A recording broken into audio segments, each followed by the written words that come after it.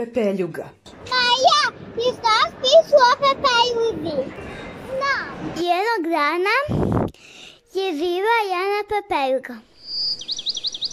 Ona je bila suzavka, a imala je prelijepe sestre. Pepeljugo, donesi mi kafu. O, Jusifere, otac i ti imao mlijeka? Ma nisam bila suzavka, one su me natrale, ali bile su i južne i grozne.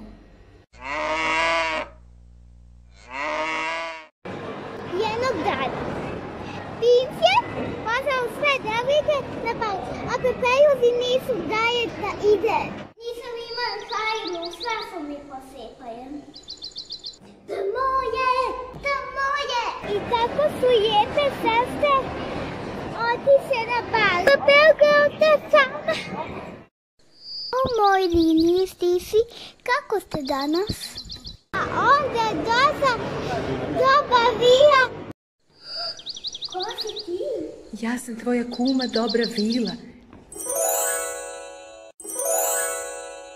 Ja je najljepša. Pa nije da se fajim, aj, princ se zaljubio u me. Aj, uporno sve prestajem.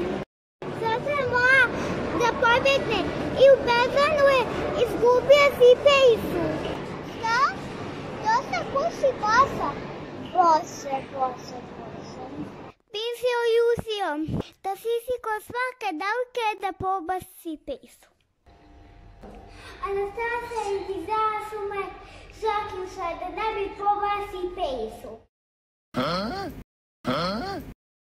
A i mi sisi su nasi ključ i oključali su vrata i tako je princ shvatio da samo meni odgovara Sipejsa.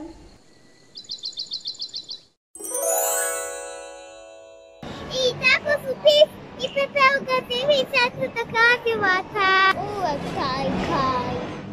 Zaplatica naš mušu ili spatica sadgaj.